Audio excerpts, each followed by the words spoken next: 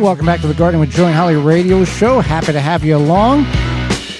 Garden questions and answers. You got a question? Send it on over to gardentalkradio@gmail.com. That's gardentalkradio@gmail.com, and we'll get an answer to you. Let's see what we can do here, Holly. Sure thing. So, hi everyone. I have two questions. When should I separate my pepper plants since all 3 seeds sprouted in one peat pot? And why are my tomato plants leaves curling? All right, if you've got multiple plants in one area, in one pot, wait until about 3 inches tall, or when the first set of leaves, true leaves, appear. That is the second set of leaves that appear on the initial stem of the plant. You'll have your seedling leaves, and then you'll have the true leaves, which mimic the actual plant leaves, in which they will be when they're full.